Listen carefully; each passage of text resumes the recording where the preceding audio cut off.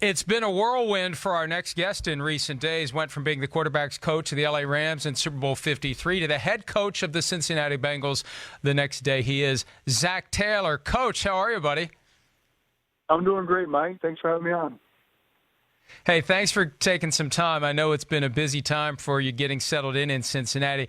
Give me an idea of what it was like for you when you go into your office in Cincinnati at the team facility, close the door, sit down behind the desk for the first time. What do you do? What do you think? How does it all hit you at that moment?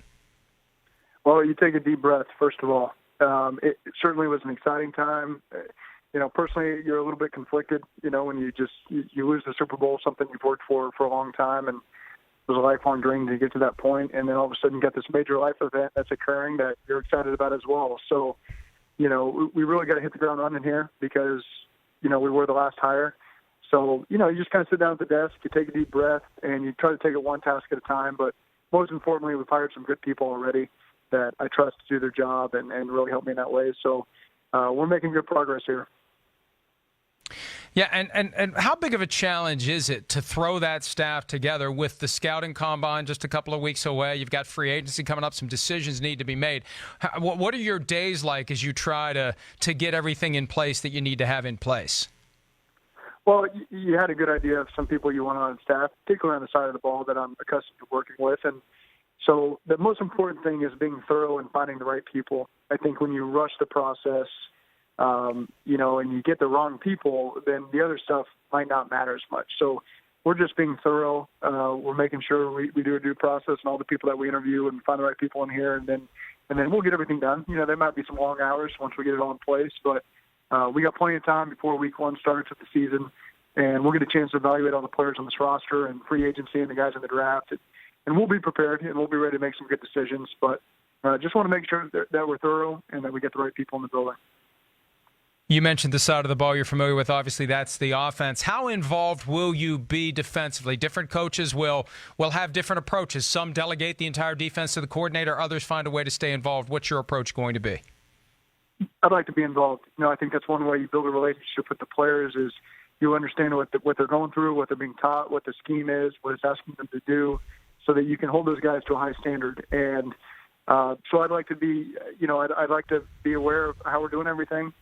Give my input as an offensive guy, anywhere I can help. I think that's always helpful. Same thing with the defensive guy, helping with the offense. I always think it's good to get their opinion and how they see things and things that give them an issue. So as long as there's good dialogue and there's healthy communication, then we'll all be on the same path. Sometimes there are coaching candidates in your age range, mid-30s, coaches that haven't been full-time coordinators. The opportunity, though, comes to be a head coach. How did you know that for you this was the right time to make that move instead of maybe waiting a year or two? Well, I think I've been part of some great organizations with some good people that I've seen lead in that role. And being with Sean the last 2 years, he's a young guy.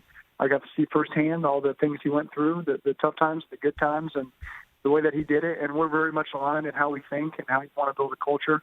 And so when you get to witness that firsthand, you got a head coach who was so open with his communication and wanted to help the other coaches that had aspirations to be a head coach. It was a very productive 2 years for me. We got a lot accomplished. I learned a lot. And you felt like you were ready for this role when it came. Are you bringing the playbook that you used in L.A. with Coach McVay, or are you going to have your own that you concoct? Well, it'll be the Cincinnati Bengals playbook. There's no question about it. The starting point will be what we did in L.A. We had a lot of success there. I believed in what we did. But I think it was also important to hire people with outside experiences. Brian Callahan had been in Denver with Peyton Manning for a long time, Detroit, Oakland. Alex Van Pelt has had a lot of history, as well as Bob McNell and Jamel Singleton and Jim Turner and James. All these guys have different experiences, and I haven't worked with them aside from the line coach. So it's good. It's people I trust, people I've heard great things about, people that are like-minded and want to do things the way that we want them done. But I do think it is good to get people with experience from outside of the buildings I've been in to see a new way of doing things and help this offense evolve. And you're going to be calling the plays, correct? Yes, I will. Will you be the guy talking to the quarterback? Yes, I will. Yep. So, we'll have input from the whole staff, but it'll certainly be me on the sidelines talking to the quarterback on game day. Will it be the same approach that Sean McVay has with Jared Goff, to the point where, sometimes the quarterback would like the coach to just be quiet? I think all options are on the table, and that's, I look forward to forming a relationship with Andy. Andy's had a lot of success in this league. I'm excited to work with him. So, there's certainly things that we're still working through here as a staff as we get the playbook in order and kind of what our process is going to be going forward as we build this Bengals offense. And, when we look at the quarterbacks around the NFL, Zach, there's that small handful that we know are the true franchise quarterbacks. There's the guys that we know just aren't getting it done. And then there's that gap of guys in the middle. And, Andy Dalton fairly falls somewhere in the middle. And some Bengals fans would say the ship has sailed. We've seen what we have. It's time for someone new. What do you say to the Bengals fans that would try to argue that it's time to find a new quarterback? I've watched Andy closely for the last 8 years, dating back to his college days and throughout the NFL. And I was in the AFC for a long time, so we had a lot of crossover tape with Andy. I've always thought very highly of him. I think he's a great fit for what we're going to do. He's very smart. He's accurate. He can get the ball out on time. So I think he's going to fit this offense to a T, and I'm excited to work with him. With a lot of NFL teams, there's a GM in place who clearly is running the show from a personnel standpoint. Other teams, the coach is running the show. It's never really been all that obvious how things work in Cincinnati. There isn't a general manager per se. How involved will you be in personnel, picking players, deciding who gets contracts, deciding who gets drafted? How much involvement will you have right out of the gates with that? Well, it's exciting because they want the coaching staff to be very involved with the whole scouting process, and I love that. And so we're going to have clear communication with myself, Duke Tobin, his staff, my staff, Mr. Brown. So we're all on the same page. We've had a lot of conversations about all this. We all feel we're very much aligned. I talk to those guys on a daily basis to make sure that there's clear communication throughout the building on what our expectations are of a coaching staff and as we go forward selecting these players. So I really enjoy the process, how it's gone so far, and look forward to, as the draft comes around, letting this thing continue to evolve. I got to ask you one Super Bowl 53 question. I know you haven't watched the game yet. You told Peter King that recently, but there's one play I got to ask you about. Can I ask you one question about the Super Bowl? Great. Go ahead. Okay, all right. And it's a play that apparently was run twice. It was the play where Brandon Cooks runs the post and Robert Woods runs the underneath route. The first time the throw was to Woods. The second time that play was run, and obviously we know the outcome. Cooks was wide open. Jared Goff didn't see him in time, and Jason McCourty made a great play on the ball. Who was the primary on that? Was it set up for Cooks to spring free, and was that the guy who was supposed to get the ball, or was it Woods again doing the underneath route? Well, I would say that play specifically, I wouldn't say it was run twice. It may have appeared to be run twice, but it wasn't the exact same play. And, all options are on the table on that thing, and sometimes the coverage can change from what you're attacking. So to be honest, I'd like to go back and watch that before I give you a full answer. But to my recollection, I don't think we ran the exact same play twice. It may appear to have been the similar plays, but from what I remember, those two plays were a little bit different in terms of the progressions. When do you think the world will slow down enough for you to go back and watch that game? Or when will you even want to watch that game? I remember Dave Gettleman, who was the GM of the Panthers at the time, refusing to watch Super Bowl 50. When will you find the time and make the time to watch Super Bowl 53? Well, my priority right now is getting this thing in order. Of course, Mike, there is value. You got to learn hard lessons sometimes from some adversity that you face. And so I know the importance of going back through and making sure that that's a learning experience for the staff that we have here. So there will be a time, I can't pinpoint when that will be, that I'll go back through and review it and take any lessons that you can take from it. So hopefully, at the next Super Bowl that we get a chance to participate in, we can learn from those lessons and be the best team that we could be. But I can't give you the exact date, but it'll be sometime in the near future.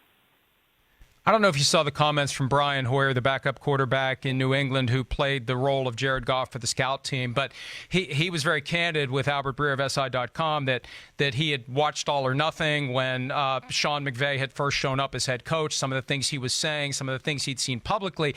And I think it's caused some around the league to say, hey, we need to evaluate how much stuff we put out there. I don't know if you saw what Hoyer had to say, but do you have concern that things that get put out there could be used against you at some point down the line, maybe when you least expect it?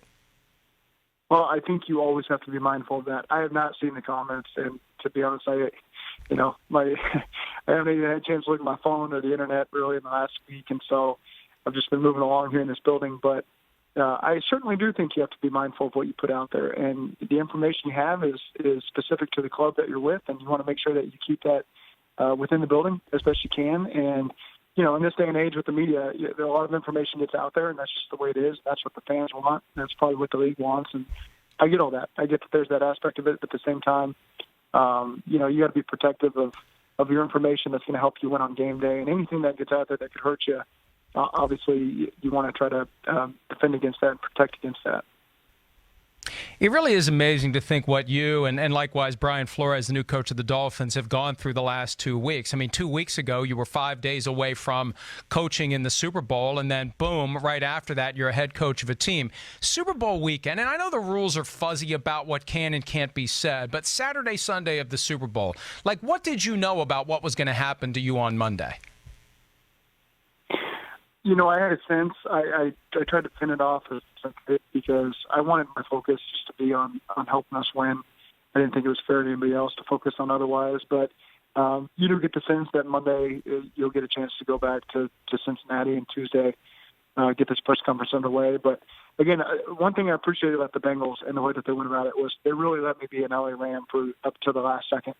And they really didn't bother me. We trusted each other that this process was going to finish out the right way, and I think that was one of the reasons we hit it off in our first interview. Was there was that trust there, and there was that open communication, and so they really did an outstanding job. And I know that they appreciate the Rams the way that they handled it as well. And we had minimal contact and got through the Super Bowl, and then hit the ground running when Monday came around. Hey, one last question for you before I let you get back to work. Bengals fans, they were spoiled by 5 straight years of playoff appearances, although disappointed by no playoff wins. There's been kind of a malaise around the team the past few years. What do you say to win those fans over, fill up the stadium, get people engaged in the Bengals moving forward? Well, I don't want to make any bold predictions, but what I can tell them is that we're going to build this culture here in this building one day at a time. And it's by having the right people that are around our players, having the right players in the building, and setting high standards for these guys, and it'll be clear from day one when they walk in the building. So we certainly feel like our schemes are going to be very sound and creative, and so we're going to push the envelope in that regard. I think by the first Sunday that rolls around, I think these fans will fill these seats and be excited to see what we can put on the field, because we'll be prepared, we'll be ready, and it'll be an exciting time for all of us. Exciting times and busy times, Coach. I know things don't slow down for you until the middle of June at the earliest. We wish you all the best as you make the transition. Congratulations on your success. Look forward to seeing you at the Combine and talking to you soon. You bet, Mike. Thanks for having me on. Hi, I'm Mike Tirico, and thanks for watching. Make sure to hit subscribe for the latest news and highlights from NBC Sports.